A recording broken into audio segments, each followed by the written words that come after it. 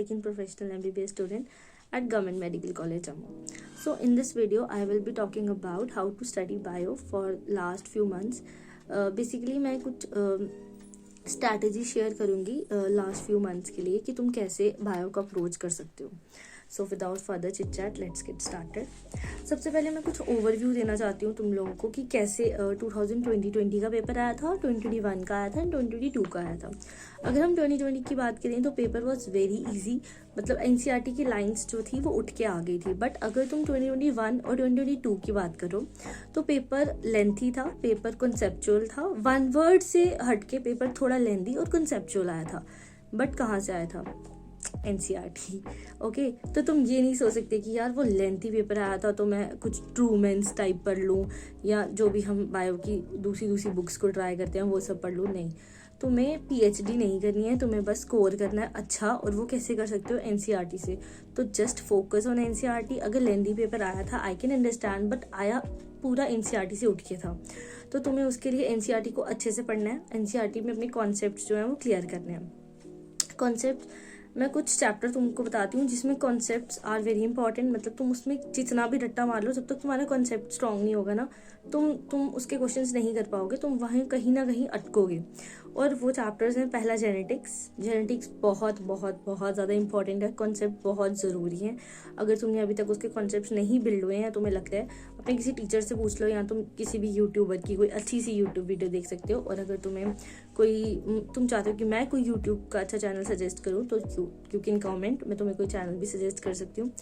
Genetics, उसके बाद तुम्हारा ह्यूमन फिजियो, उसके बाद तुम्हारी प्लांट फिजियो, और उसके बाद तुम्हारा रिप्रोडक्शन, पूरा ह्यूमन रिप्रोडक्शन और प्लांट रिप्रोडक्शन. ये कुछ ऐसे चैप्टर्स हैं जो तुम कॉन्सेप्ट जितने ज़्यादा स्ट्रॉन्ग होंगे, क्योंकि मतलब बहुत ज़्यादा बल्क में इससे क्वेश्चंस आते हैं, और अगर तुम्हारे ये कॉन्सेप्ट स्ट्रॉन्ग होंगे तो तुम्हारा बहुत ज़्यादा मतलब बल्क का पोर्शन जो है वो निकल जाएगा. ठीक है. उसके बाद मैं तुम्हें बोलूँगी कि जैसे एनसीईआरटी है, एनसीईआरटी में ना अब तुम्हें क्या करना है. अगर लेंथी पेपर आया या अगर कॉन्सेप्चुअल क्वेश्चन पेपर आया तो rather than go to another books जो तुम्हें लगता है कि बहुत ज़्यादा बड़ी बुक्स हैं, उस पे जाने से अच्छा तुम जो एनसीईआरटी है उसकी तुम मैच द कॉलम्स, उसकी तुम डायग्राम्स, उसकी तुम समरी मैं तुम्हें आगे बताऊंगी इस वीडियो में कि वो कैसे हेल्पफुल है. तो उसकी समरी, उसकी डायग्राम्स, उसकी एक्सरसाइज. हम एक्सरसाइज छोड़ देते हैं. नहीं, exercise is very important. Exercise को भी तुम्हें नहीं छोड़ना है. उसकी एक्सरसाइज कर सकते हो, समरी कर सकते हो, मैच द कॉलम कर सकते हो, डायग्राम कर सकते हो, क्योंकि डायग्राम ही उठ के आ जाती है. और डायग्राम में ना, सपोज करो डायग्राम होगी ना, उसी डायग्राम को वो एज ए क्वेश्चन की फॉर्म में ले आएंगे. तो डायग्राम, ये सब तुम्हें वो अच्छे से करना है कि तुम वो कर पाओ अपने कॉन्सेप्चुअल क्वेश्चन और अपने स्टेटमेंट वाले क्वेश्चन. ठीक है.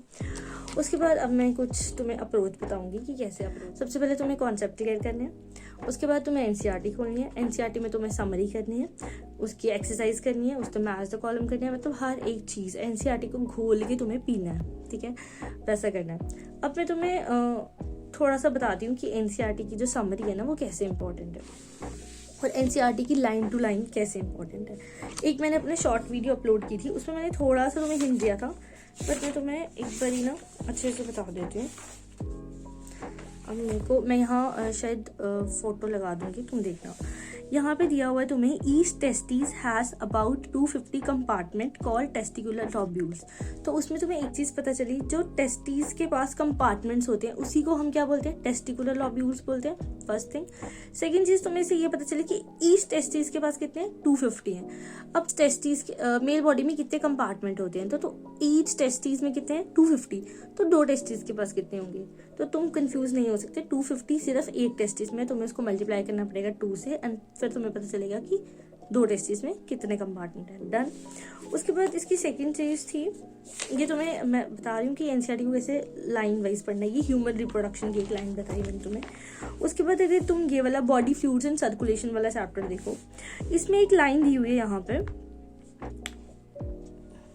During a cardiac cycle each ventricle pump out approximately 70 ml of blood which is called stroke volume. तो stroke volume क्या होता है? जो तुम्हें इससे क्या पता चला कि stroke volume क्या होता है कि जब कोई कार्डियक साइकिल होता है उसमें ईच वेंट्रिकल कितना पंप कर रहा है उसको हम स्ट्रोक वॉल्यूम बोलते हैं. और वो कर कितना पंप रहा है ईच वेंट्रिकल? 70 ml.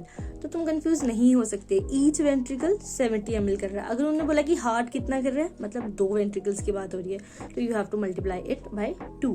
ठीक है, ऐसे एनसीईआरटी को बिटवीन द लाइंस पढ़ना है। ऐसे सबसे पहले एनसीईआरटी को बिटवीन द लाइंस कैसे पढ़ना है, ये हो गया हमारा। अब सेकंड पॉइंट ये है कि तुम्हें एनसीईआरटी की समरी मतलब क्यों इंपॉर्टेंट है। कुछ ऐसे पॉइंट होते हैं जो चैप्टर में नहीं होते बट वो समरी में होते हैं, तो उसके लिए तुम्हें समरी पढ़ना बहुत इंपॉर्टेंट है। सबसे पहले मैं तुम्हें इसकी एक एग्जांपल दे देती हूँ, जैसे कि यही ह्यूमन रिप्रोडक्शन की समरी में एक लाइन है, the process of child birth is called parturition which is induced by complex neuro endocrine mechanism involving cortisol, estrogen, oxytocin. और बुक में सिर्फ ऑक्सीटोसिन, जहाँ पार्चुरेशन का टॉपिक दिया ना, तुम उससे चेक कर सकते हो, सिर्फ ऑक्सीटोसिन का जिक्र है। यहाँ पे कहीं एस्ट्रोजन और कॉर्टिसोल का जिक्र नहीं है, लेकिन वो समरी में है।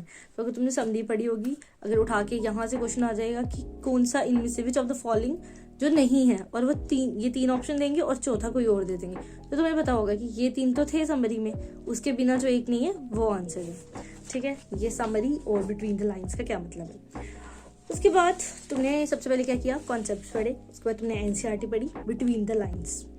ठीक है, उसके बाद तुमने थर्ड क्या किया, तुमने पीवाईक्यूज लगाए। एनसीईआरटी को पढ़ के अगर तुमको चेक करना है ना कि एनसीईआरटी मुझे कितनी आई है, अगर तुम्हें बहुत लगता है कि हाँ मुझे आ गई, यार एक बारी पीवाईक्यूज लगा लो। अगर तुम्हें लगता है कि तुम्हें आ गई है ना, पीवाईक्यूज लगाने हैं। पीवाईक्यूज तुम्हारे पास कोई अपनी बुक है, ठीक है, नहीं तो मार्केट में बहुत बुक्स आती हैं जिसमें पीवाईक्यूज होते हैं, उसकी बुक ले लो।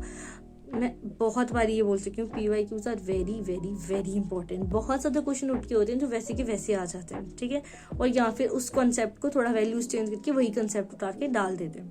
पीवाईक्यूज, अगर पीवाईक्यूज में तुम्हारी कोई भी गलती आ रही है, एरर की एक नोटबुक बनाओ। It is very very very important to make error notebook. ठीक है, उसके बाद तुम्हारी मिस्टेक्स जो आ रही हैं उस कॉन्सेप्ट को वापस देखो, उसको वापस एनालाइज करो, एक नोटबुक बनाओ जिसमें अपने एरर्स लिखो। ओके, उसके बाद repetition, revision is very very very important, क्योंकि वहाँ पे तुम्हें ये नहीं देखा जाएगा कि तुम कितना ज़्यादा किताबें पढ़ के आए हो, वहाँ ये देखा जाएगा तुम्हें रिटेन कितना है, और वो रिटेन कैसे रहेगा, जितनी ज़्यादा तुम रिवीजन करोगे। मल्टीपल टाइम एनसीईआरटी की revision is very very very important for you. ज़्यादा जो फैक्ट्स हैं, फैक्चुअल डाटा है, उसको तुम अपनी दीवार पे लगा सकते हो और उसको तुम आते जाते गो थ्रू कर सकते हो। All the very best, keep working hard, keep hustling. And अगर तुमको कोई और टॉपिक पे वीडियो चाहिए, do comment, and if this video helps you, do subscribe to my channel. Thank you for watching.